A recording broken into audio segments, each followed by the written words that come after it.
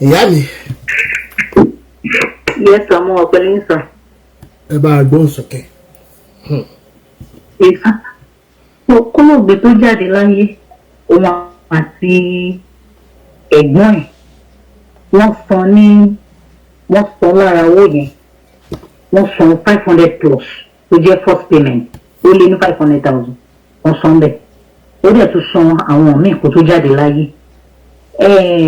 Ìgbà tó tún rí tó jáde láyé tó di pé jáde láyé, Mr. Adebayo náà san lára ẹ̀. Wọ́n san lára owó yẹn. Wọ́n wá san owó yẹn tó fi dé bí orí 400 plus. Bọ́n ṣe san owó tó kù mọ́ nìyẹn. Nígbà tí Abímbọ́lá fi máa tó ti jáde láyé.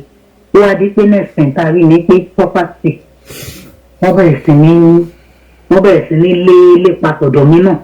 Wọ́n bẹ̀rẹ̀ sí ní sọ́rin àjò mi. Torí pé kò lè ní ṣì wà ń gbà yẹn. Wọ́n bẹ̀rẹ̀ sí ní sọ́rin àjò mi. Ó di pé lórí ibi ṣọ́ọ̀bù tí olóògbé àwọn owó ṣọ́ọ̀bù ti dìrò. Wọ́n ní ká kó ẹrù wa kúrò ń bẹ̀.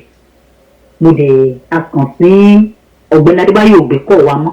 Àmọ́ kọ́lẹ̀ tó máa ń gbé asọ́fẹ́ nìyẹn. Wípé báyìí o, wọ́n ní ká gbé kákẹ́rù kúrò níbi o. Àrò owó ṣọ́ọ̀bù san mọ́ ńgbà tó lóògbé ti. Ó dẹ̀ sọ pé òun ò ní nǹkan kan ṣe pẹ̀lú ṣọ́ọ̀bù. Àbúrò ìyàwó òun tó wà ń bẹ̀ náà ni kán bá sọ̀rọ̀ nǹkan tó bá fẹ́ ṣe pẹ̀lú ẹ̀ kó ṣe. Èmi rèé kò sí nǹkan kan lọ́wọ́ mi. Mo wo ojú Ọlọ́run ni. Mo ń láti tún bẹ̀rẹ̀ sí mú pé àwọn ẹbí àwọn tó pẹ́ kí n pè. Báwo lẹ ṣe fẹ́ bá mi rówó rèéfù? Kí la fẹ́ ṣe láti ní ká fi kó ẹrù kúrò níbí? Oníkálukú náà wọ́n ti náwó lórí àìsàn ìyàwó kíyàwó tó kú. Wọ́n ti náwó lórí àìsàn ìyá kíyà tó kú. Kò sí nǹkan kan lọ́wọ́ oníkálukú mọ́. Oníkálukú ló wá ń mánéjà rẹ̀ ló ń yí mọ́ náà san gbèsè owó tó wà nílẹ̀ náà ń san lọ. So mo ṣáà wá àwọn nǹkan kan tà níwọ̀nba nǹkan tí mo lè tà láti fi kó ẹrù akẹ́rù yẹn kúrò ní ṣọ́ọ̀ṣì yẹn gbà yẹn. Létà ni mo wá gbọ́ pé wọ́n ní Mr. Adébáyọ̀ ní ìyàwó àbúrò tí kò gbẹrù ìyàwó òun lọ. Ó ṣàní òun fẹ́ ta ṣọ́ọ̀bù nígbà yẹn. Ó ní òun fẹ́ fi san gbèsè. Òun fẹ́ fi tọ́jú màmá olóògbé àti bàbá olóògbé. Màmá olóògbé àti bàbá olóògbé tó wò pé àtìgbà yẹn ṣáà ó gbógun yẹn gbà yẹn. Ọ̀rọ̀ yẹn lọ ó dry down nígbà yẹn ní ìpadà sí gbọ́n kankan mọ́. Bọ́lá ní wọn ọjọ́ mélòó kan yìí àwọn tó ń jẹ lówó torí gbà yẹn náà wọ́n ń pè adẹ̀ ń sọ fún wa ń bẹ̀ wọ́n pé ẹni tí mo bá gba owó jáde ó ti kú ẹ ṣàánú wa. Àwọn nìkan kọ́ àwọn onígbèsè mi náà ń pè mí tán fà mí o. Tó jẹ́ pé àwọn náà jẹ tó dẹ̀ jẹ́ pé gbogbo owó yẹn tó bá ti ń gbà báyìí sí Bímbọ́lá bá ti ń gbà ní transfer to my husband's account. Àkáǹtì ẹ̀ ló fi mọ gbogbo ọkọ ló ń gbà dání òun ló ń transfer sí bí ìgbà tó pé o gba ayé ẹ̀ ló fi sin ọkùnrin ni. Tó ó ní ẹnudọ́ mẹ́ta yìí àwọn ènìyàn ó ti tọ́jọ́ mẹ́ta tó ti pè mí sẹ́yìn. Ìgbà tó dẹ̀ kò wá láti ní àti ìrówó náà ni tá a bá rówó a máa san owó yín. Kí n cut the whole story short bó ṣe di bí ẹnudọ́ mẹ́ta yìí bó ṣàṣewá arrest mi nìyẹn. Bó ṣe wá arrest mi nìyẹn pé owó tí mo jẹ ẹni sùúrù mo ṣáà explain fún yín nǹkan tó ṣẹlẹ̀. Èèyàn méjì ló kú lọ́wọ́ wa láàrin òtóṣù mẹ́rin síra wọn. Mo sọ fún yín gbọ̀n nǹkan tó ṣẹlẹ̀ a máa sanwó yìí tàbá tirẹ̀. Àmọ́ torí property tó jẹ́ ti olóògbé yìí a gbìyànjú láti gbé àkàtà ńgbà yẹn. Àmọ́ ńgbà tí ọkọ olóògbé tó ti lóun lòó ní tó fi ń gbógun ni àwọn tó jẹ́ àgbà fún mi náà ti ní kí n yẹra o ẹ̀mí mi ò gbé o. Mo ní èmi náà jà sí property pé mo ò pé kàtà ká fi san gbèsè tó lóògbé jẹ ni. Tó bá dẹ̀ ní nǹkan tá a fẹ́ ṣe fún bàbá olóògbé bẹ́ẹ̀ tó bàbá náà wà ń bẹ̀ ìyá wà ń bẹ̀ ńgbà yẹn kó tó di pé ìyá kú nǹkan tá a fẹ́ ṣe ni pé a máa fi take care màmá àti bàbá. Then bàbá ní iṣẹ́ tó ń ṣe tó fi ń pọwọ́ dà pé èèyàn fi boost business bàbá yẹn kó kò tẹ̀ fi ní ronú pé Bímbọ́lá lọ. Àmọ́ nígbà tó dẹ̀ ti gbógun lẹ̀ Abímbọ́lá já kíkanjú èèyàn tá a dẹ̀ gbọ́ tí mo gbọ́ ọ̀pọ̀lọpọ̀ nǹkan pé ó ní ọ̀pọ̀lọpọ̀ property. ẹyọ kan property tá a mọ̀ mọ́ lọ́pọ̀ ẹ̀ tún dìde ogun sí ni mo dẹ̀ rọra ni mo yẹra lórí ẹ̀ gbà yẹn àmọ́ ìgbà táwọn báǹkì wá fọlọ́pàá gbé mi mo bẹ̀ wọ́n wọn gbọ́ wọ́n ṣàgbé mi lọ àgọ́ ọlọ́pàá owó tán sọ pé tá a ti san ti 400 plus wọ́n láti sọ pé owó yẹn pé interest ti gorí ẹ̀ ó ti di 4.5 million. mo wá ní kẹ́ ẹ̀ wulẹ̀ kúkú pa mí torí kò síbi tí mo ti fẹ́ rí ẹni tí ò rí 400,000 san ṣáà la máa rí 4.5 million san.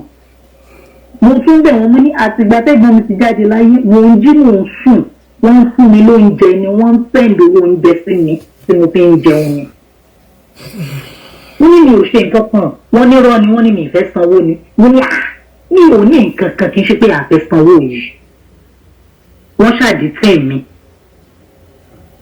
wọ́n dìtẹ̀ mi wọ́n fi mí sílẹ̀ wọ́n ní àfi tá a bá san owó yẹn wọ́n ní kí bẹ̀rẹ̀ sí ní pé àwọn ẹbí mi tó máa san àwọn ẹbí tí mo fẹ́ pè gbèsè tàtọ́dún tó lọ gbèsè ìyàwó àti ti màmá wọ́n ṣe ń san lọ́wọ́. mo ṣàpè àwọn tó yẹ kí n lè pè oníkálukú náà ṣàtúbẹ̀rẹ̀ sí ní wá bọ́n ṣe fẹ́ rówó bọ́n ṣe fẹ́ dọ́dọ̀ ọ̀hún láti lè wá yanjú ọ̀rọ̀ yìí.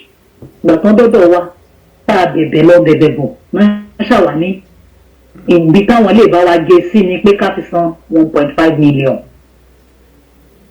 1.5 million ibo la ti fẹ́ rí wọ́n ní ẹ̀gbọ́n yín tó wà ìlú ló mú wá wọ́n ní wà náírà wọn ò mú wá wọ́n ní tówó náà ó ń wojú ọlọ́run ni wà náírà wọn ò rí mú wá wọ́n ní á jẹ́ pé máa pẹ́ ń bí kó tó di pé a ṣàpadà wò pé wọ́n ní sólóògbé òfin kankan lẹ̀ ni wọ́n ṣe ń bi níbẹ̀ yẹn nìyẹn wọ́n ní ṣe gbọ́n ló ní pọ́pátì tó pọ̀ mo lé mi ò bá kankan o mo lẹ́yọ kan tí mo bá ó wà ní ṣọ́ọ̀pù mi lock up ṣọ́ọ̀pù mi mo ní wà láyé mo ní ìbọn mi ní access sí mo ní kí ló dé mo ní pín mo ní òkè mo ní tó bá jẹ́ òun náà ni a máa gbìyànjú a máa tà á a máa fi san a máa san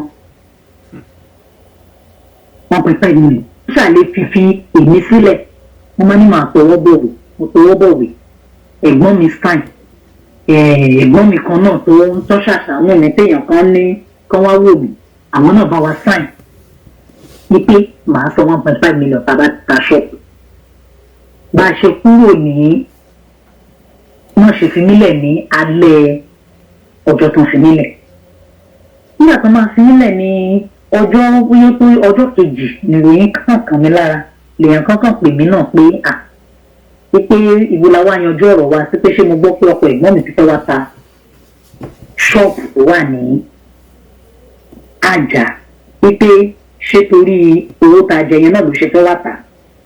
mo lè ní òun nǹkan kan mo ní kò bẹ́ẹ̀ ni. ìyẹn bá yọ iná.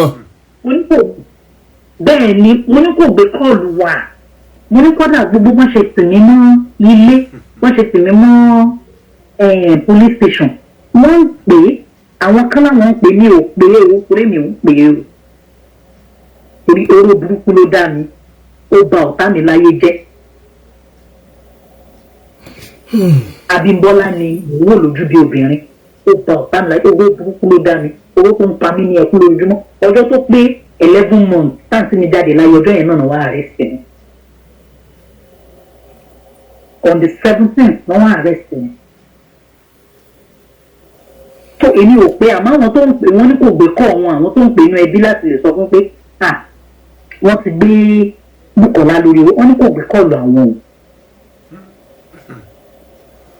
tó bó tún ṣe wá di pé èèyàn kan tó dà tó gbé kọ́ọ̀lẹ̀ lára àwọn tó jẹ́ bí bàbá fún wa náà bọ̀ ìyẹn ni ó dà kọ́ọ̀lẹ̀ nìyẹn nìkan ni mo gbé dàpọ̀ máa ń gbé wọ́n gbé kọ́ọ̀lẹ̀ nìyẹn ẹni wọn sọ fún pé nǹkan báyìí pé Bùkọ́lá wà níbí báyìí kí ló ṣẹlẹ̀ ìgbà wo ni wọ́n sọ fún wọn bẹ́yìn máa ní mi ìṣàmọ́ discussion tó lọ láàrin wọn yẹn bọ̀ ẹni tó jẹ́ wà fún ayé náà sọ fún wọn pé nǹkan báyìí ló ń ṣẹlẹ̀ bóyá òun náà wá tó kàn fún èjì ní omi ìwà náà tó tún fi wá gba ìdí pọ́pátì lọ pé àwọn òkà pọ́pátì ẹ̀ ń tààrí láti jọ ò sọ bí wọ́n ní lọ gba lọ́ọ̀yà ní òwò tí màá fi gba lọ́ọ̀yà láti ní ká gba béèlì mi ní ìrèyàn kankan tó lè fáìn fún mi lẹ́yìn àwọn ẹ̀gbọ́n mi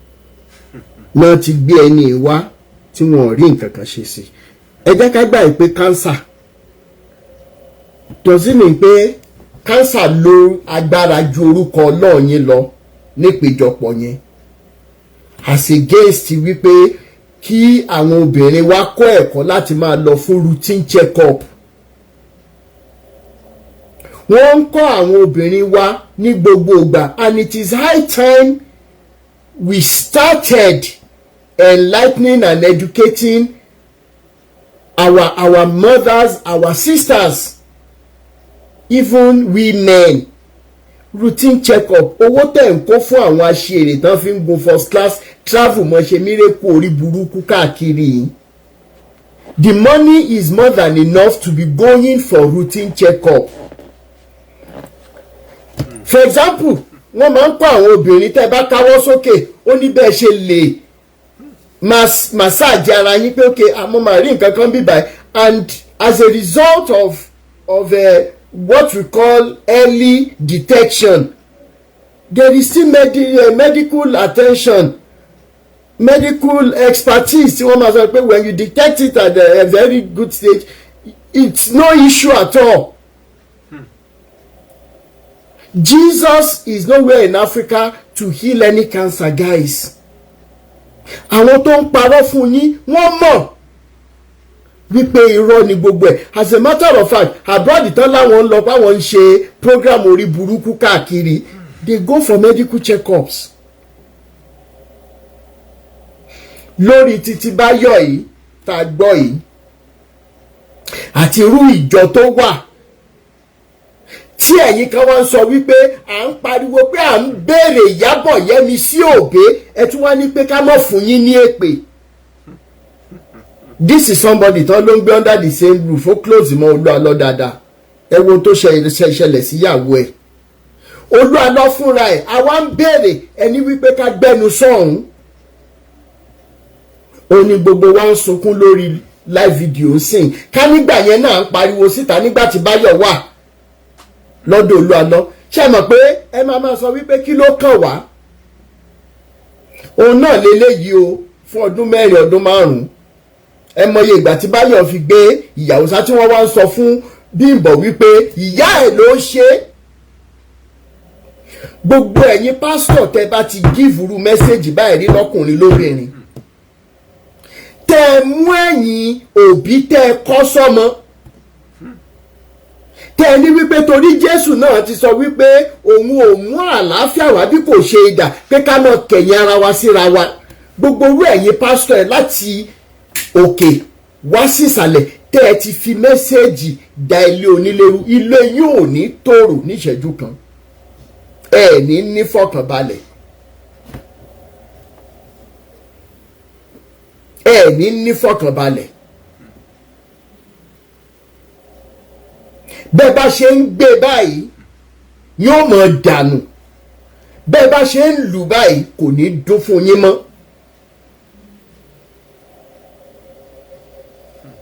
Odòwò la fẹ́ da ọ̀run lá eléyìí sí.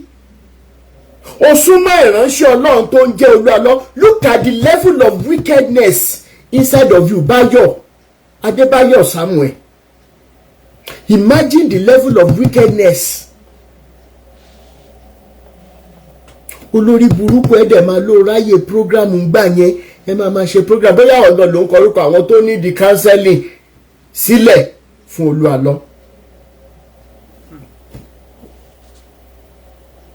Tó bá jẹ́ wípé àwọn pastors yìí lóòótọ́ káàtì ẹ̀ sọ pé torí owó wọ́n hàn di miracle, Dora Akunyili ò ní kù, Àkẹ́tì àbí kí lorúkọ Akérédolú kò ní kù náà.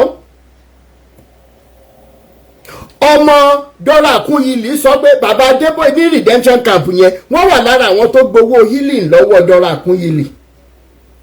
Bọ̀ torúkọ Jésù nìkan là ń tà ní Nàìjíríà àti Áfíríkà lẹ́ni, tá a gbúdọ̀ ṣe kíni, tá a gbúdọ̀ béèrè wípé àkíní yìí ò ṣiṣẹ́. Yet Christians will go and buy battery yẹn bóyá ó ṣiṣẹ́ ọjọ́ kan wá dákẹ́jọ́ kejì ẹ máa dá padà. Tẹ́ ẹ bá ra aṣọ délé tí ò tó yẹ ọ̀pá aṣọ tẹ̀rẹ̀ ẹ máa dá padà. Kí ló dé tó ṣe wípé orúkọ Jésù nìkan lè fẹ́ jẹ́ ká béèrè question lórí ẹ̀. Yet our people are dying in silence.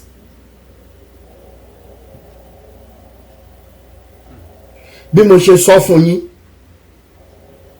RDF Foundation ṣì ń gbéradì lọ́wọ́. Ẹ̀yin pastors tẹ́ ń ta omi ẹ máa gba lẹ́tà látọ̀dọ̀ wa. Ẹ̀yin pastor tẹ́ ń fún àwọn èèyàn lóróró mu ẹ máa gba lẹ́tà látọ̀dọ̀ wa. A máa lé yín léré ẹ ní nísinmi.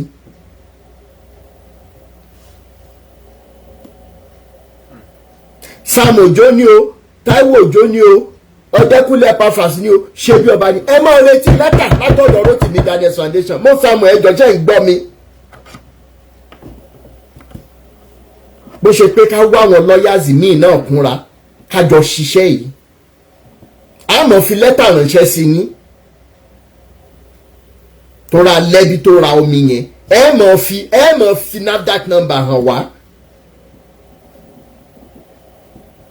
Ẹ máa fi hàn wá sẹ́ àtòróró ni o àti omi tẹ́ ń tà fáwọn èèyàn.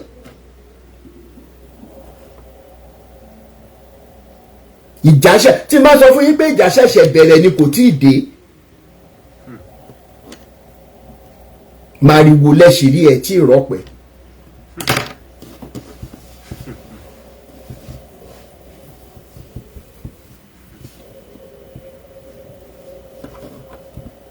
Màrìwò lẹ́rí ẹ̀ tí ì rọ́pẹ́.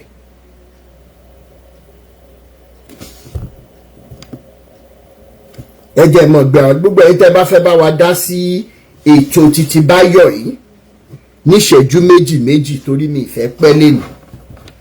Màmá gbé wa wọlé kọ̀ọ̀kan. Ẹ̀yin tẹ́ bá wà lórí YouTube, if you're on YouTube, if you're on Facebook and you want to contribute to this particular Bayos issue and the Sonny's family, the WhatsApp number is +234 80 9290 6250. Mo Samuel ẹ jẹ́ kí n sáré gbé yín sókè náà. Ẹ kálẹ̀ gbogbo ilé. Ẹ mà kálẹ̀. Honestly ọ̀tọ̀ ni nǹkan tẹ́mi ọ̀tọ̀ tẹ́lẹ̀ honestly eléyìí tí mo ti gbọ́ yìí ó weekend me because I don't even know how to get it. Ó sad gan. This is so sad. Ẹ jọ̀ọ́ yín obìnrin ẹ jọ̀ọ́. Àwọn náà ni victim gbogbo àwọn pastor olórí burúkú ẹ jọ̀ọ́ ẹ jẹ́ ká ṣọ́ra wa ẹ jọ̀ọ́. Because me I don't even know how to go about this. It's in fact ẹ wò ẹ ṣáà jẹ́ ká ṣọ́ra wa ẹ jọ̀ọ́ ẹ máa jẹ́ ká máa tẹ̀ train àwọn ọmọbìnrin wa. Because all these people tó máa ti fẹ́ ṣe rádaràda yìí wọ́n máa isolate victim wọn. Wọ́n ní jẹ́ kó bá family sọ̀rọ̀ so that family ò ní tètè mọ nǹkan tó ń ṣẹlẹ̀. Ẹ wo wọ́n ṣe nídìí yẹn ń sìn tó ń ṣe jákujàku tó wá gbé padà lọ fún family. Because ó yẹ kéèyàn máa ní wèrè ẹyọ kọ̀ọ̀kan nínú family o. Because kò sẹ́ni tó lè bá mi dánrọ́ ẹ̀ wò mi ò ní ìbá ọmọ yẹn padà nígbà tí ẹ ti lò ó tán torí nílò lélẹ́yìn sìn tó bá yá ẹ jáde síta ẹni jẹ́ ká gbádùn ẹni Jésù kan ṣe kinní kan Jésù kan ayé Jésù tó ti bàjẹ́ because ayé Jésù ò bá bàjẹ́ ní ṣe dáadáa ni mọ́gò ló wà ṣebí pa Oluaalo ni ṣebí pa Jésù ni so kí ló dé tí Jésù yẹn ò lè yí ilẹ̀ because of at the mention of Jesus every knee shall bow kí ló dé tí sickness à ń sọ fún yín sìn pé scam ni kìíní Jésù ni àwọn kan á bọ́ sórí íńtánẹ́ẹ̀tì wọn ò ní jẹ́ ká gbádùn wọ́n máa rojọ́ wọ́n máa bú wa wọ́n ní orí omi làwọn kan gbà lọ sí lóyìnbó àwọn kan gbórí omi lọ sí lóyìnbó. This thing is a scam. Please open your ears, open your eyes. Learn and unlearn. Ẹ jọ̀ọ́ nítorí Ọlọ́run ẹ jẹ́ ká jókòó sílé wa. We can speak to God in our closet. We can talk to God anyway. We listen to us. We don't need to follow all these àwọn òjíṣẹ́ Sátánì kan kóra wọn kiri tọ́nà àwọn òjíṣẹ́ Jésù and Jésù yẹn fọwọ́ lẹ́ràn o. Onfowolo is watching all of them and he's not doing anything about it. And you still want us to believe this Jesus. Ẹ jọ̀ọ́ now. Ẹ̀yin obìnrin ẹ jọ̀ọ́ ẹ jẹ́ ká jókòó sílẹ̀ ẹ jẹ́ ká tọ́ àwọn ọmọ wa. Ẹ wo gbogbo nǹkan tó ń ṣẹlẹ̀. Bímbọ́ ti kú ń sìn. Ìyábọ̀ is missing. We don't know where Iyabo and the children are. We don't know where they are. Àwa náà ni ẹ jẹ́ ká jókòó sílẹ̀ wa ká máa sin Ọlọ́run nínú ilé wa o. Ẹ jọ̀ọ́ nítorí Ọlọ́run please. As you replace scam lórúkọ Jésù. Jesus cannot heal anything. They can't even authenticate the Bible. Look at what happened on Saturday. And some of them even agreed that all those things were scam, but they will still be preaching to us that Jesus is real. Jesus is real in Ibikokon because I want to tell you Jesus for Ati Bo Jesus. Just to your long, please. And all the people that are coming for us, John to your long. Nobody should come for us. Nobody should come for us in Faja Nation because when I heard this, Apa Major Bonnie. But I will still say one or two things. We are special breed, though. We are a special breed. We are peculiar people. We are intricately wired. We are beautifully and wonderfully created. We are created for a purpose. We know what we are doing. We are not into competition with anybody. Blogger. We are not doing all this for money. This is for humanity's sake. Ben. I won't share blogger. Ben. A John to your long. We are for humanity, we are for love, we are for truth. We are not fighting with anybody. Bam. Anybody did we are not fighting with anybody and we are not collaborating with anybody. We are not begging anybody. And we are not in competition with anybody. So please, John to your long. We all know all these things, but don't come for us. If you come for us, we will come for you. We will not signify you with anything. Please, John to your long.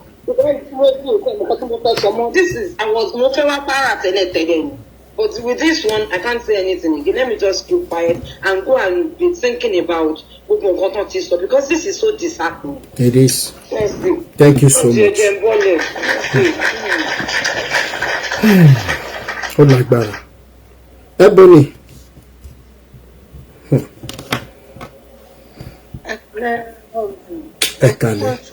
Yes. Yes. But ọ̀rọ̀ yìí ó tó sí mi lẹ́nu ó buyọ̀ sí very very very very sad. Because ìgbà tí kókó tèmi fẹ́ sọ ni wípé number one ṣé ẹni yìí ṣé wọn ò bímọ fún máa yìí ni. Ẹni yìí unfortunately kò fọmọ́lẹ̀ lọ sáyé. Ó bàjọ́ ọgbẹ́ ọkàn burúkú ni. Bẹ́ẹ̀ni. Ọgbẹ́ ọkàn burúkú ni.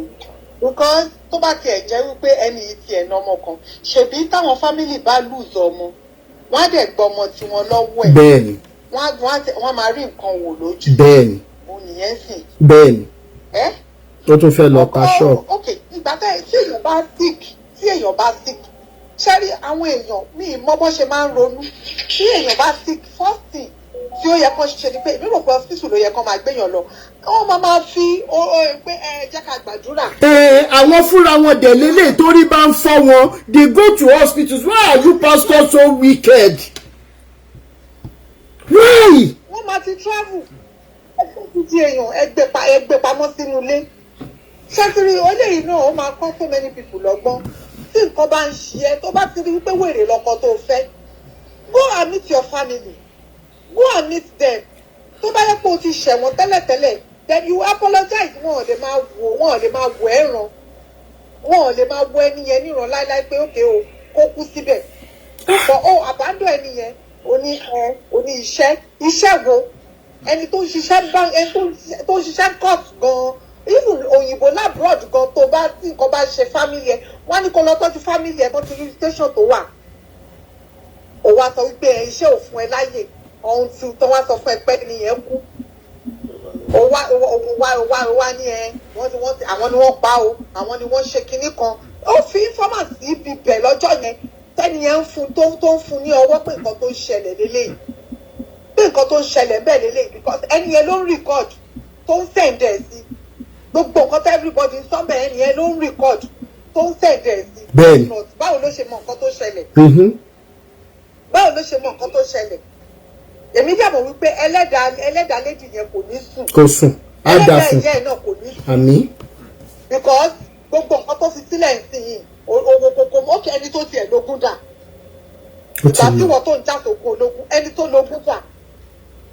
ṣé ká wá sọ wípé ṣọ́ọ̀pù tó tún fẹ́ lọ tàn sí ṣé torí ẹ̀ ló ṣé a lè sọ pé àlẹ́ jẹ́bi ṣé torí ẹ̀ ló ṣe pa ẹni ẹlẹ́ni ó pa sáyé ó tún pa sọ́run. Ọlọ́run má jẹ́ orógun, Ọlọ́run má jẹ́ orógun yìí ní báyìí olórí burúkú tí mo gbé sẹ́yìn ni. Ó ní property ẹyọkan tí wọ́n mọ̀ nìyẹn.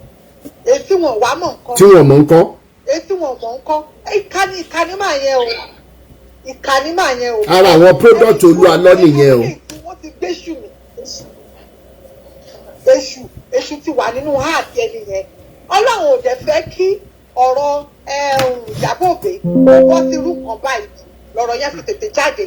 Tó ní kálukú kan ń sọ oríṣiríṣi àwọn blogger wèrè, àwọn tó ti fún lówó tó jẹ́ pé wọ́n máa náwó yẹn tán, àwọn tó jẹ́ wípé tí nǹkan kékeré irú ẹ̀ máa ṣẹlẹ̀ sí wọn. Àṣẹ Ìdùmarè. Àdàbí irú ẹ̀ máa ṣẹlẹ̀ sí wọn because à ń wírù wọ́n ṣépè fún platform wa, wọ́n ṣépè lórí platform, wọ́n bà wá lórúkọ jẹ́, wọ́n sọ wá lórúkọ tí ò ṣe ti wa. À ń sọ nǹkan fún yín pé kójú everybody ńlá kó káwọn èèyàn rí nǹkan tó ń ṣẹlẹ̀. Ẹ sọ pé wèrè làwọn èèyàn kan èèyàn burúkú. Mo dẹ̀ mọ̀ pé gbogbo àwọn tá a jọ wá sí platform yìí, gbogbo ẹni tó bá ti lè ròbí sí wa tó ń gbẹ̀yìn gbẹ̀bọ̀jẹ́, Ọlọ́run alàyè àgbàgbára lọ́wọ́ ẹ̀ ni. Àṣẹ Ìdùmarè. Because àbá tèèyàn kankan jẹ́. Bẹ́ẹ̀ni. Àwa ní pé kẹ́ni kí tẹnì kankan bàjẹ́. Bọ̀ a dúró fún wípé lórí òtítọ́ wípé kí gbogbo nǹkan kẹ́fíbọ̀dì kójú everybody lè là, kẹ́fíbọ̀dì lè mọ ibi tó máa gbẹ́sẹ̀ sí. Ọlọ́run á máa túbọ̀ fún yín ṣe o. Ẹ ṣé, thank you so much. Ẹ ṣé ìyá mi.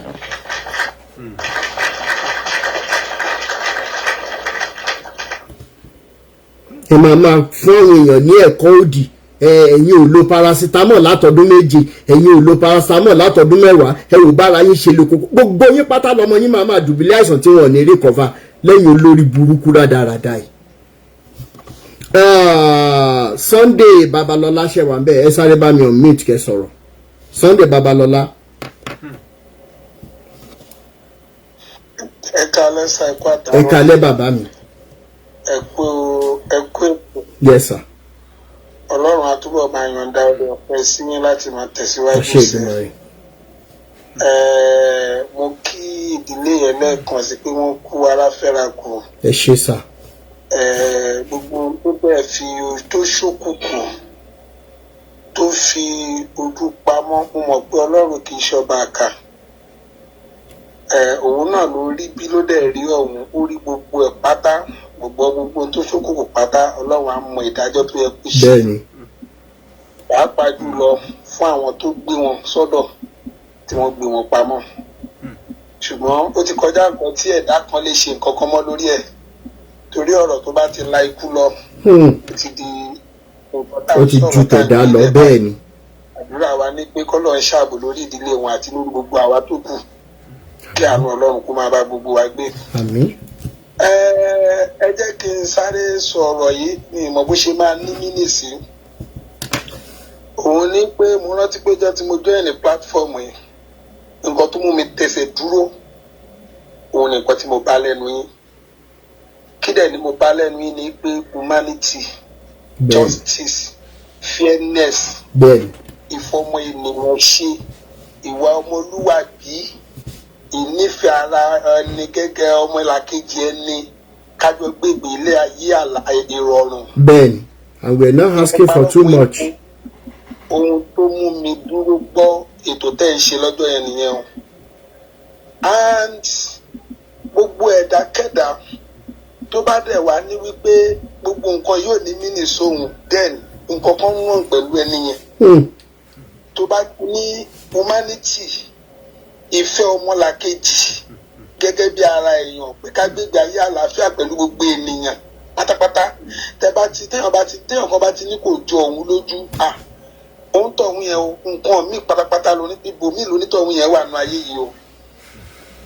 Nítorí wípé ìmúdò gan, gẹ́gẹ́ bí ọ̀rọ̀ tẹ máa ń sọ tí máa ń gbọ́n gbà mí pé ìmúdò gan Jésù gan, mo tí Jésù bá tiẹ̀ exist lóòótọ́, ṣé ẹ̀yin pásítọ̀ wọ̀nyí pẹ̀lú gbogbo nǹkan tá à ń ká mọ́ yín lọ́wọ́ yìí, pẹ̀lú gbogbo ìgbé ayé ìwà tẹ̀ ń wù yìí, ṣé Jésù gan lẹ̀ ń tẹ̀lé? Ṣé Jésù tẹ̀ ń prophesy? Torí èmi gan fúnra mi, at time I look at ẹ wo nǹkan kan sà, mo fẹ́ sọ nǹkan kan. I could remember there was a time a ṣe program kan ní service lọ́jọ́ kan, wọ́n wá invite ìránṣẹ́ Ọlọ́run kan wá. Ní belief ìjọ yẹn mo ti tẹ̀tí, in fact ọ̀rọ̀ tí mo ń sọ that should be around 2011 or 2012. Àtijọ́ yẹn ni mo ti ń bẹ̀rẹ̀ sí ní check kí ni nǹkan tó ń ṣẹlẹ̀ nínú ìrìnàjò kìrìsìtẹ́nì yìí kan náà. Kí ló dẹ̀ ṣẹlẹ̀ ni pé this man came, he came that very day, wọ́n dẹ̀ wá pẹ̀lú mo jẹ́ kan lára àwọn tó anchor program yẹn. In fact, I was the one covering the event. Mo wá discover wípé nígbà tí ó fẹ́ débi tí wọ́n ti fẹ́ gbà wọ́n lálejò ẹ̀mọ̀ tó bá kọ́kọ́ débẹ̀ yẹn wọ́n á níbi tó ti máa welcome wọn kọ̀ọ̀kan bẹ́ẹ̀ yẹn. So ọ̀nà àwẹ̀ kò ní díẹ̀ mọ́ ìkọ́kọ́ bọ́lẹ̀ bóyá bí mọ́tò tó tẹ̀lé wọn wá bóyá bí mọ́tò bí 5-6 bí ìgbà tí gọ́fúnà ń bọ̀ ni.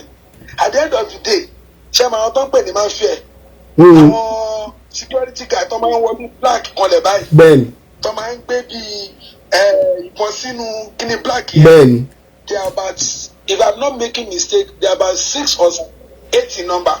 2 at the right hand side of this man, 2 at the left hand side, 2 in front, 2 at the back. He now stood in their middle. Àárín wọn ló wà tó fi jẹ́ wípé you can't come closer. So gbogbo event yẹn believe pé as at that time the event yẹn ṣẹlẹ̀ kí ni yẹn ò ní mí nìsinmi o. Nígbà tí mo wá délé tí mo wá jókòó mo wá àwọn píríṣì kan wá sí mi lórí tí mo ti gbọ́ wípé ọlọ́run làbò wa ọlọ́run làbò wa and I begin to compare wípé ẹ̀gbọ́n náà ọlọ́run làbò wa then why the pastor now came with this kind of security sí environment church not even pé ẹ lọ fún politics o ẹ wá pẹ́ fẹ́ wá gbàdúrà fáwọn ènìyàn you know. Ìgbà yẹn lèmi gan ti ń wò wípé ẹ̀gbọ́n náà ṣé àwọn pípù yóò máa tọ́ra wọn láì jẹ́ pé èèyàn èmi ò ní parọ́ fún yín o as far as I'm concerned mo ti wò wípé wẹ̀ ìwọ fún ara ẹni kó má tọ́ra ẹ gẹ́gẹ́ bí èèyàn. Don't just deceive yourself. In fact ibikíbi yòówù kó bá rẹ̀ torí ìgbà míì wà you can't mo máa ń sọ fún wa mi máa ní church is just like every other association.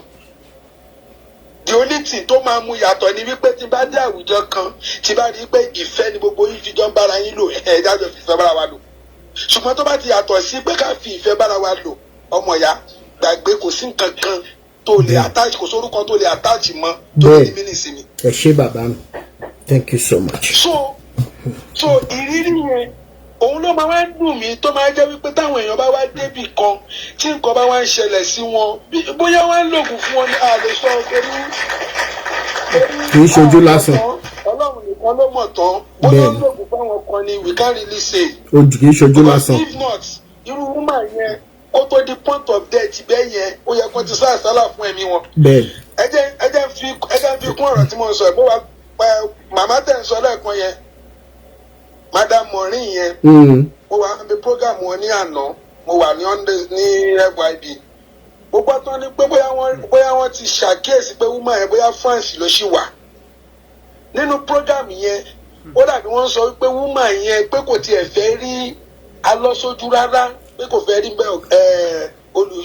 olùṣọ́ àgùntàn lọ. Ẹ mọ nǹkan tó ṣẹlẹ̀ bàbá mi tí wọ́n bá ti rí i kí wọ́n gbé síta tán bá ti rí wọ́n á ya fọ́tò pẹ̀lú ẹ̀kan gbé síta rírì yẹn ni gbogbo wa wà fún kó dẹ̀ wà lálàáfíà ṣó ti yẹ yín rírì yẹn tẹ́nibọ́dì tó bá lòun ti rí kí wọ́n gbé fọ́tò ẹ̀ síta. ibi tí mò ń lọ́nú ọ̀rọ̀ yẹn ibi tí mò ń lọ́nú ọ̀rọ̀ yẹn ni pé nǹkan tí mò ń fẹ́ fàyọ̀ bẹ̀ ni pé now if tí ìyàwó bá decide pé òun ò fẹ́ rí ọkọ òun sójú rárá then something is fishy something must have happened. The kind of pains máa ti wà nínú ọkàn ẹni yẹn mo wá ń rí ilé ìtẹ̀bẹ̀ ṣe ń sọ̀rọ̀ sí i pẹ̀lú ọ̀rọ̀ woman yìí. Bẹ́ẹ̀ni tó sọ fún ìyàwó tó sọ fún olóògbé wípé tó bá kọjú sí ẹ̀ta tó bá kẹ́yìn sí ẹ̀ta. Ẹ ṣé bàbá mi. Ẹ ṣé. wípé sọ́rí ẹ wo ọlọ́run kó ṣàánú wa o. Ẹ ṣé bàbá mi. gbogbo wa pátá àdúrà mi ni pé kí ọlọ́run jẹ́ kí ìyàwó ènìyàn tó ṣí bẹ́ẹ̀ni. ọlọ́run jẹ́ kí ìyàwó mo máa ń sọ báwọn èèyàn mo ní lórí platform yìí kì í pẹ́ ní kọ́yìn èèyàn máa sin ọlọ́run ṣùgbọ́n tó bá fẹ́ sin ọlọ́run jẹ́ kí làákàyè ẹ kó. Bẹ́ẹ̀ni kí làákàyè yẹn ṣí ẹ ṣe ẹ jẹ́ ká máa ṣe ní 2 minutes torí mo ní nǹkan tí mo fẹ́ ṣe lé ní ẹ má bínú. Bàbá Ọlámigòkè ṣe wà ń bẹ̀ bàbá Ọlámigòkè ẹ jẹ́ ká máa ṣe pápápá torí time mo fẹ́ kí everybody lè sọ̀rọ̀. Bàbá mama put ẹ jọ ṣe lè bá mi send request. Mama put ṣe lè sáré bá mi send request ẹ jẹ́ má bínú. Ọgbọ́n àgbà ṣe wà ń bẹ̀. Ọgbọ́n àgbà ẹ̀yin ló kù sà yes sir. máa kú iṣẹ́ ẹ wò ó lágbára jàre. ẹ wò ó ṣe rí ọ̀rọ̀ tí mo gbọ́ lálẹ́ tí ó gbójú sí mi lọ́kàn. Èèkan tó sì fẹ́ bá wa sọ̀rọ̀ ní sí ìjẹta tó ti sọ̀rọ̀ ní platform tí ẹ̀ka tó pẹ́ náà tó kú náà ní àná. Ó jẹ́ kábẹ́tì ó fẹ́ bu mi rẹ̀ sí mi lọ́kàn ṣùgbọ́n ṣẹ́rí programu fàájà yìí wọ́n ń gbìyànjú kó lè rẹ̀ wá ọlọ́jẹ́ kó rẹ̀ wá. Ṣẹ́rí gbogbo àwọn pásítọ̀ ládàá tá para wọn ní pásítọ̀ yìí tó bá fi lé bí inú mi ṣe ń rú bí tèmi bí inú mi ṣe ń ṣe gbígbé ká ní lọ́ọ̀yà gidi kan tó yẹ pé tá a bá mọ òfin tó yẹ pé ó ní ìfọlá ẹ̀ ká lọ bá ká lọ sọ̀sì wọn bílẹ̀ ká lọ lù wọ́n ká kàn lù ká má lù bí mẹ́ta nù wọn orí wọn máa pé. èèyàn gbúdọ̀ bẹ́ẹ̀ ni ọwọ́ òfin bẹ́ẹ̀ ni. wọ́n máa láti ṣe bọ̀ síbẹ̀síbẹ̀ ṣe rí rd irú ọ̀gá báyọ̀ àbí ọ̀nà báyọ̀ yìí ẹ bá gbé fọ́tò ẹ̀ síta dáadáa. máa gbé síta. ó tẹ̀ fẹ́ wojú arákùnrin sá. máa gbé síta tí n bá ti ṣe live video tán sí máa ṣe fídíò kékeré máa gbé síta. àṣejáde sẹ́rí mo kí gbogbo ìdílé yẹn náà pé ní wọ́n kó ara fẹ́ra kù. ẹ ṣe. even nǹkan tí bí musamman ṣe wà èmi mo ti fẹ́ para tẹ́lẹ̀ ni and gbogbo àwọn àtàwọn ní gúrùpù yìí ẹ má jẹ́ kí ó rẹwà báyẹn kó sún wa. mo gbọ́ bàbá yẹn yé ní gaba yẹn ọ̀rọ̀ tá a sọ lánàá tá a sọ pé ní kí Oluaalo gbogbo ìyàwó tó mẹ̀ jáde ó sì ń sọ̀rọ̀ lórí ká gbé ti ló tì mí lálẹ́ sẹ́gbẹ̀ẹ́ àwa pásítọ̀ àti ń bẹ ìyàwó yàtọ̀ mọ́ yín báyìí orí wọn sì ń gbé ni wọn ọ̀dẹ̀ mọ̀ pé ní ayé àtijọ́ ni pé ní kẹta ayé kágbà bá jókòó ohun tó jẹ́ àgbà bá rí ojú ọmọdé láyé ìsìn ohun tó ọmọdé gan rí ojú àgbà ò tó ẹni tó bá ní ẹni tí tó bá yẹ kó sọ kó yẹ ti sọ kó yẹ kó mọ̀ sí kó lè kó mọ̀ sí máa yẹ tó bá ń bójú tó kó tó late fún wa jù. bẹ́ẹ̀ni. so all these things tí mo tẹ̀ tó wá ń gbọ́ lẹ́nu ọjọ́ mélòó ó ń dùn mí gan ẹ̀rọ tó bá nìkan tó bá mọ̀ pé ó ń bọ́dọ̀ kó jẹ́ kó yẹ ti sọ jáde à lè mọ wọn tó ti ó lè máa sọ̀rọ̀ pásítọ̀ tó bá pẹ́ kẹta máa gbà ní ìfilé orí inú gúrúpù bẹ́ẹ̀ni bẹ́ẹ̀ni bẹ́ẹ̀ni bẹ́ẹ̀ni. ẹ báyìí ká máa fi kan ẹ̀yọ́wọ́ tó bá dùn ẹ báyìí ká máa fi sábẹ́ aṣọ. ẹ ṣé bàbá thank you so much mi ní wá yín tì ọ̀rọ̀ lẹ ti gbọ́ yẹn o Mójọ́lá Olúwa ṣẹ̀ wá ń bẹ̀ Mójọ́lá Olúwa ẹ ní láti unmute sista Mójọ́lá Olúwa ṣẹ̀ wá ń bẹ̀ ok ọ̀gá ńlá Fáṣọlá ẹ jẹ́ kí n gbé yín sókè. ẹ kálẹ́ sà. ẹ mọ̀ kálẹ̀.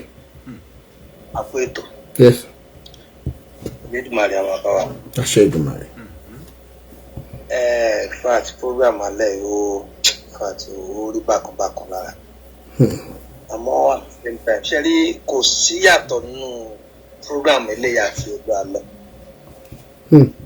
kò sí yàtọ̀ àti tá a bá fara wa lókun. wọ́n mọ nǹkan tó ń ṣe.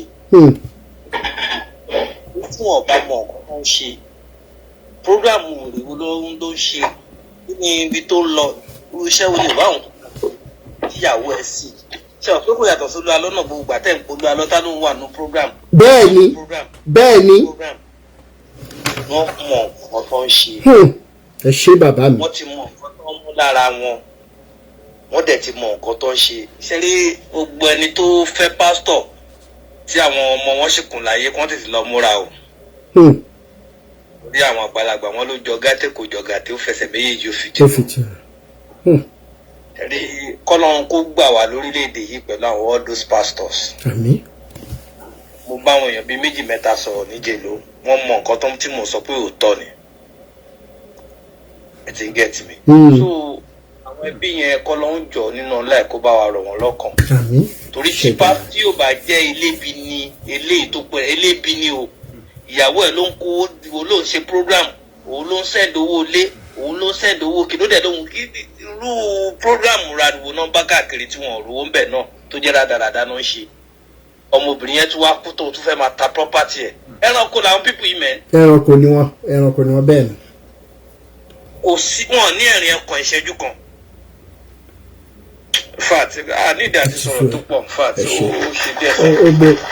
so tí n bá lọ tí n bá bọ̀ tí n bá ń sọ̀rọ̀ ẹlòmíì ò ní understand pé nǹkan tó wà lọ́wọ́ mi tí mo fi ń sọ̀rọ̀ ẹ mọ̀ gbọ́ mi rí nítorí mo sọ fún yín níjọ́ yẹn pé wọ́n ti kíka bọ̀ mí lọ́fun mo máa bì gidi eléyìí tí mò ń prepare lọ́wọ́ ẹ tún gbọ́ ìmí ẹ̀rọ ọlọ́run ó báyìí tó bá wá gbọ́ tán tó bá wù yẹn sọ fẹ́ bí yín ẹ sọ fara yín pé kí wọ́n sá kúrò ní gbogbo ibi tí wọ́n kọ́ káàkiri tí wọ́n láwọn ń ṣe chọ́ọ̀chì yìí ó kù sílẹ̀ àmọ́ pa ti ṣe titi wa fọ́lọ́ dámì ṣe wà ń bẹ̀. ẹ kálẹ́ gbogbo lé o. ìyá mi. ẹ kálẹ́ Mr. Rotimi ẹ kálẹ́ sà. ẹ kálẹ́ ìyá mi. ẹ kú iṣẹ́ o Ọlọ́run á máa ràn yín lọ́wọ́ o ayé ò ní rí yín mú. àṣẹ Èdùmàrè. ọ̀pá ọ̀dẹ̀ ní rí yín mú. àṣẹ Èdùmàrè. gbogbo àwọn tó máa perí yín fún bí àbí tó ń perí gbogbo àwa táwa ń bìbá fún bí ìṣẹ̀dá wọn ló máa fi gbé lágbára Ọlọ́run. àṣẹ Èdùmàrè. wọ́n rí iṣẹ́ tẹ̀ ń ṣe yìí iṣẹ́ tó lágbára ni o Ọlọ́run á dẹ̀ máa tì yín lẹ́yìn. àmín. Nǹkan tí mo kàn fẹ́ contribute sọ̀rọ̀ yìí ṣe rí gbogbo wa especially àwa obìnrin àwa la need àti ṣí ọpọlọ wa jù. I'm sorry to use that word but this is just the fact. tá a bá wo lọ sọ́tún tá a wo lọ sósì kò sẹ́ni tọ́lọ̀ ò kí ń bá sọ̀rọ̀ fúnra ẹ̀ o. bẹ́ẹ̀ni. tó bá jókòó sínú ilé ẹ̀ tó gbàdúrà kò sẹ́ni tọ́lọ̀ ò kí ń bá sọ̀rọ̀ kò sẹ́ni tọ́lọ̀ ò ní sọ fún pé òkè mo ti gbàdúrà ẹ̀ ó ti gbà kò sẹ́ni tọ́lọ̀ tó ń pe Ọlọ́run tí ò kí ń gbọ́.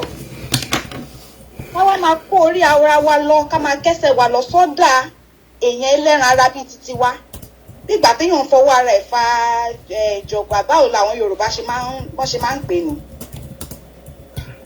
téèyàn bá béèrè Ọlọ́run á ṣe fún un. so máa lọ sọ́ndà èèyàn ṣe lọ́ máa wò ó ẹ bá mi yẹ kíní wa àwọn obìnrin ládẹ́kúndùn kíní jù àwa ni torí ẹ̀ ló ṣe jẹ́ pé àwa náà máa ń tètè ń rí mú jù orí ẹ̀ kéèyàn tó rí ọkùnrin tó máa wà nínú ìgbèkùn àwọn pásítọ̀ yìí orí ẹ̀ obìnrin náà ló pọ̀ jù nínú gbogbo àwọn pastors Nigerian sí mi ò fẹ́ lè sọ wípé bóyá 10% wọ́n jẹ́ real pastor. kí gbogbo wọn lọ wá ṣẹṣẹ láti ẹdúró lé lórí báyìí. ṣùgbọ́n orí ẹ̀ ká má tanra wa jẹ orí ẹ̀ èmi bí mo ṣe wà tí mò ń bá yín sọ̀rọ̀ ẹ̀ mo sì ń sun ẹkún lánàá tí mo fi omijé soak pillow mi lánàá because I have my own story too. I have my own story, very deep one too. But if I want to share it, it won't be on live program like this. I will have to chat it privately, sir. Okay, no problem. Ẹ wo, kò sí jọmọ o, kò sí pásítọ̀ mọ́ o. Bẹ́ẹ̀ni. Àmín o, ẹ ṣé. It is well. Yeah. Yes, sir. Yeah. Dimao. I'm looking for you. Akinyin bàbá mi. Captain, more wisdom, more strength. Thank you so much. More power, more grace to your elbow. I kept repeating it. I don't know where the strength is coming from. Wherever that strength is coming from, Ọlọ́run tó lọ́jọ́ èyí, the Almighty will multiply it in thousands of folds. Àṣẹ Èdùmàrè. I know the meaning sitting there. I know. I know me, this will be there. Today's story is so pathetic. I can see it on you. It's very, very pathetic. Ben. Ani Jekoro Inuadu. Àmín. Adeni Ani Sheishe nínú ọ̀rọ̀ àdúrà ńlá ni. Àdúrà yìí dẹ̀ ni it is àwọn tó ti wà lọ́jọ́ ogbó àdúrà yìí wà fún. You see, in town people eating cause it's more than the devil itself. They are wicked than the devil itself. Me ní sọ̀rọ̀ púpọ̀. Mo kàn fẹ́ sáré sọ kíní kan ní. I know you don't like this on your platform, but I will apologize in advance to do this. The foundation of every love is peace. Without peace, you cannot love. My opinion or my analogy. I still repeat, the foundation of every love is peace. Ẹni tí ò bá ní ìfọ̀kànbalẹ̀ ò lè ní ìfẹ́. Ẹ má jẹ́ ká parọ́ tọ́ra wa jẹ́. Wọ́n ní ìfẹ́ ló gbogbo peaceful. If you don't have peace, you can never love. And this woman that just finished his story now doesn't have peace. And because she doesn't have peace, she cannot love. From my own side, we have to be, because of what this foundation stands for, we have to create that peace for her, so that she can love. At least, until you attach a more story to that road, tell me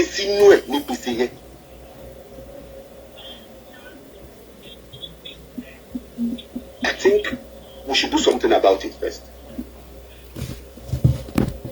Thank you so much. Thank you so much, Babami. Thanks for your words of wisdom.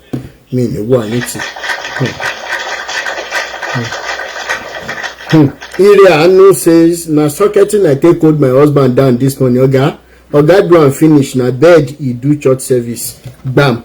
Bumex. Ìyá mi dáadáa, ó tọ́jọ́ mẹ́ta. Iṣẹ́ ni, ẹ má bínú gbogbo ilé. Ọ̀rọ̀ alẹ́ yìí pẹ̀lú bá ṣe gbé wá pé abínú wá, everybody was down. Bẹ́ẹ̀ni, ó bà nínú jẹ́ gan. Àfẹni tí ò bá lẹ́jẹ̀ èèyàn lọ́rùn, tí ẹ̀jẹ̀ ò bá sí nínú ara ẹ̀ tó mi ń ràn lára ẹ̀, ó nìkan ni ò ní sunkún lálẹ́. Bẹ́ẹ̀ni. Èmi ò wá fẹ́ kọjú ọ̀rọ̀ sí pé we women. Àkọ́kọ́ náà, Báyọ̀, báláyé bá ń jáyé, tó ń tẹ yẹ̀pẹ̀, tó ń mumi, tó ń gba atẹ́gùn sára. Bẹ́ẹ̀ni. Báyọ̀ ò ní nípa rere mọ́ láyé. Àṣẹ Ìdùmarè. Báyọ̀ ò ní nípa rere mọ́ láyé. Àṣẹ Ìdùmarè. Fún àwọn ìdílé yẹn, Ọlọ́run ọlọ́jọ́ ìní á tù wọ́n nínú. Àmín o. Á dẹlẹ̀ rere fún màmá yẹn torí wípé ikú ọmọ náà ló pàyà yẹn.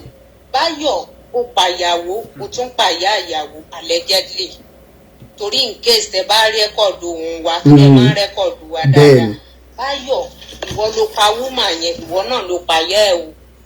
Ó wá níní ipa rere láyé. Àṣẹ Ìdùmarè. Ó ní rìnrìn láyé yìí kò ṣe rere mọ́. Àṣẹ Ìdùmarè. Àti bàbá Oluaalo tó ń sá kiri, tó ń gbohùn everybody sílẹ̀. Ọ̀run àánú kó ṣí fún yín. Ṣọ́run àánú ti ṣí fún Oluaalo náà. À ń béèrè just a simple question látọdún yìí. Oluaalo ń jump from fry pan to fire. Àti wọ́ àti Oluaalo ní ipa rere láyé. Bí tí wù ó mọ̀ bálálẹ́ bá gbà fún yín. Ọlọ́sùn ò ní gbà. Bọ́lọ́sàn bá gbà. Ṣẹ́rẹ́ni tó láàárọ̀, ó máa dá yín padà sínú sàréè ni. Èmi ò ní jù bẹ́ẹ̀ lọ. Ilé o gbogbo ilé o. Àṣẹ ti gùn. Àwọn olórí burúkú àwọn ń ṣe prógrámù káàkiri Ojúṣe TV. Ẹ ṣé.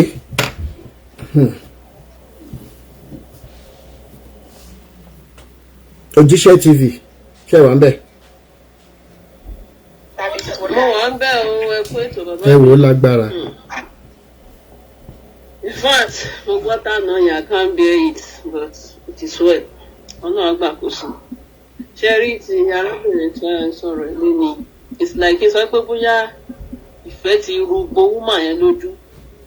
Débi wípé nǹkan tí ọkọ ẹ bá ti sọ nìkan ló máa gbọ́. Nǹkan tí àwọn ẹbí bá sọ fún kò ní gbọ́. At least ní ìgbà tí o ti marry tí ọkọ ti ń sọ fún ẹ pé ṣáwọn ẹbí ẹ máa bẹ dá sọ̀rọ̀ ni ṣáwọn ẹbí ẹ normally kò dá kéèyàn máa rojọ́ fẹ́ bí but àwọn nǹkan kan wọ́n ti jẹ́ pé ó máa jẹ́ kí ẹbí ẹ mọ̀ sí ìgbà ó ní nǹkan báyìí bí kan ó ní nǹkan báyìí bí kan o at least wàá jẹ́ kẹ́bí ẹ mọ̀ lọ́kùnrin bá yẹ kí sọ fún yín pé ṣé tàbá ti wá ní property ṣé ẹbí ẹ wá gbọ́dọ̀ mọ̀ sí ni kó ti máa ṣọ́ra fọ́kùnrin yẹn kó ti máa ṣọ́ra fún pé ọkùnrin eléyìí ó dàbí pé property òun ló ń fẹjú mọ́ ó tún wá rí títí pé ó bímọ fún ẹni yìí ó sì tún wá ń kí ìpẹ́ náà pé kò yẹ kó máa fẹjọ́ sùn fámìlì kó ṣe gbá ẹ wo nǹkan tó ṣẹlẹ̀ ní ìsìn báyìí ṣé máa yìí ló tọ́ obìnrin láti kékeré tó fi dàgbà ni débi pé obìnrin wá ní owó tán wá jókòó tó dẹ̀ tó ó pàdánù àlẹ́jẹ́ nípa ṣe máa ń sọ owó pàdánù tán ó wá tún wá jókòó sí property ìyá yẹn náà tún wá kún torí ẹ̀ still náà ò ṣí anything ó tún arrest àbúrò náà ò ṣí anything ṣẹ́ni gbogbo wọn náà ló máa padà jẹ̀yà ìwọ́n náà wọ́n ní pé wọ́n kò lè wá dóye ìgbà bẹ́ẹ̀ báwo la ṣe máa ń kọ̀ ọ́ gbogbo wọn pátápátá náà ló ṣì máa padà kú bẹ́ẹ̀ ni because iṣẹ́ ìbí wọn tó ṣe yẹn ó ti pọ̀ jù in fact ó ní agbára ẹ má jẹ́ kí n gba táìmù wa thank you so much ẹ ṣé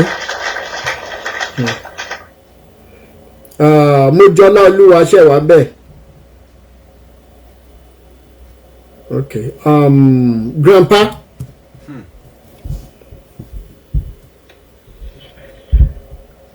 Ẹ kálẹ́ sà. Ẹ kálẹ́ bàbá mi. Mo kí gbogbo àwọn tó ń gbọ́ wa lónìí. Mr. Daniel. Yes sir. Mo dúpẹ́ lọ́wọ́ Ọlọ́run fún yín. Ẹ ṣé. Mo dúpẹ́. Nítorí bàbá kan nínú ìwé mímọ́, ó nítorí ojú òun rí ìgbàlà yìí, pé òun lè jọ Ọlọ́run lè gba ẹ̀mí òun. Torí tí mo mọ àsìkò generation tí pé ẹ wà ń bẹ̀rẹ̀, inú mi dùn gan-an. Ṣé rí mo lọ wo àwọn fídíòs yín, each one of them gave me a deep touch. I think deep. Ó jẹ́ kí n lọ far back when I was young. Àtàwọn bàbá tá a ti mọ̀ tá a gba bẹ́ẹ̀ wọn kọjá. Tí n bá ní kí n rò lẹ́jọ́ sà, 2 minutes left fún mi ṣùgbọ́n mo máa fáìn ní nítorí every ọ̀kẹ́ tó lọ sí Canada ẹ ṣe program lẹ́ẹ̀mẹ́ta mo máa ń tẹ request fún mi. Ẹ má bínú sa network ìgbà míì tí n bá tẹ accept yẹn network kò kí n gbé wọn wá sókè torí ẹ̀ mo máa ní pé kan power tap wọ́n máa ń flag wa ní ẹ má bínú sa. Alright sir. Nígbà tẹ́ tún wà ní Nàìjíríà ṣe program lẹ́ẹ̀mẹ́ta ọ̀tọ̀ọ̀tọ̀ mo tún try láti wá sókè tún gbé mi. Nígbà tẹ́ ti dé yìí sí ẹ ti ṣe lẹ́ẹ̀mejì lẹ́ẹ̀mẹ́ta tún gbé mi pọ̀ mo dúpẹ́. Mi ò bá like láti gba gbogbo méjì yẹn ṣùgbọ́n màá gé ọ̀rọ̀ yẹn kúrú nítorí ibi tẹ́lẹ̀ lọ. Okay sir. Sir, ìgbà tí mo wo gbogbo fídíò sí mo deep nínú thought. Mo dẹ̀ wá ní ká rò lóòótọ́ àti ìwọ tó bá ń gbọ́ mi ní àṣálẹ́ yìí. Majority gbogbo àwọn pásítọ̀ tán ti wá ń jẹ́ mọ̀ wípé ìyálé wọn sí láyé. Ǹjẹ́ ìyàwó ẹ̀jẹ̀ mọ̀ wípé ìyàwó wọn máa ń tètè lọ.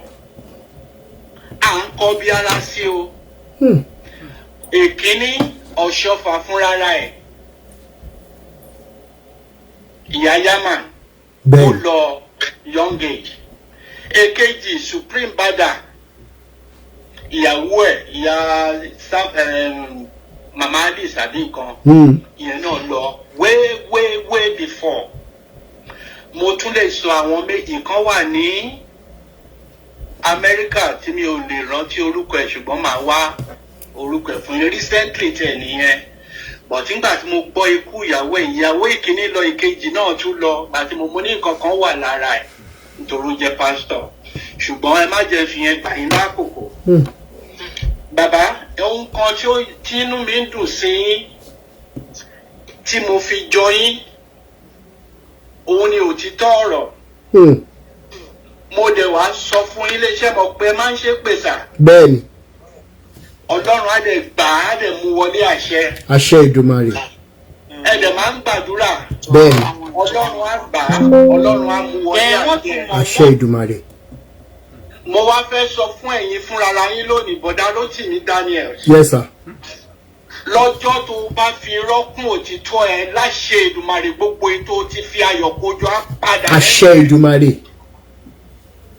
Ìjọ tó bá gba àbẹ̀tẹ́lẹ̀ láṣẹ ọlọ́jọ́ òní ló kó tọlọ́run láti wọ́n sọ̀rọ̀. Ọlọ́run ajú ẹ. Àṣẹ Ìdùmarè. Gbogbo ẹ̀mí tí àwọn pásítọ̀ ti já ní ègbodò ẹ̀mí wọn á tú àṣírí ẹ̀ síta. Àṣẹ Ìdùmarè.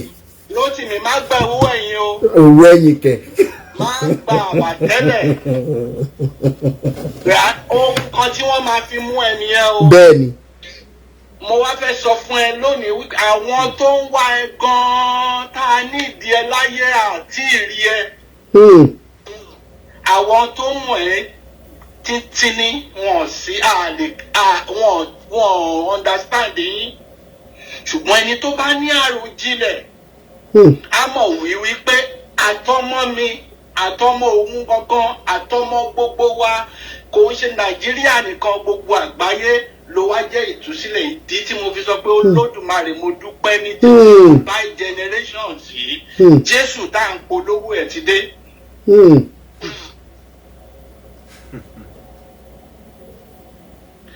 Mo fẹ́ béèrè ohun kan lọ́wọ́ gbogbo ẹ̀yin tẹ́ ń wò mí ní àṣálẹ́ yìí kí ni wọ́n ń pè ní oríire?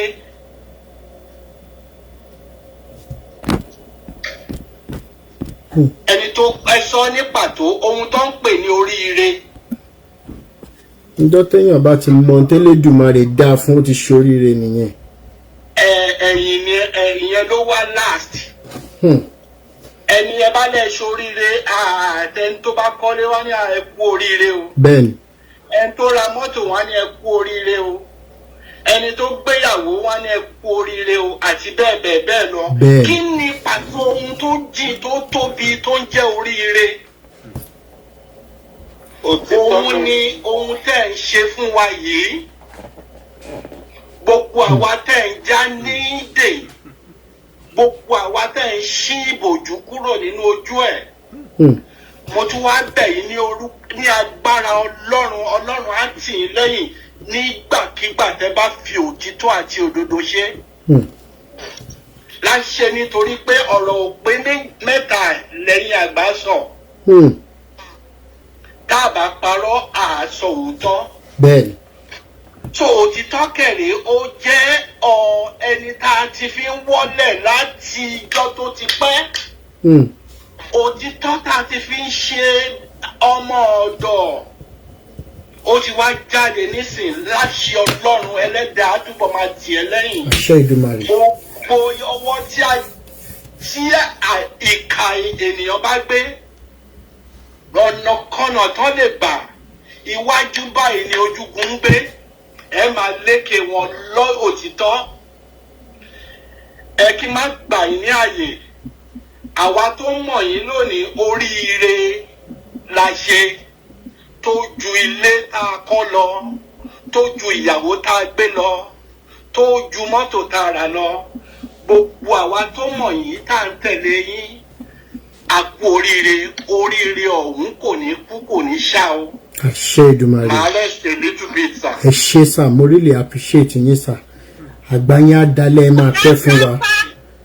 Àṣẹ. Yeah.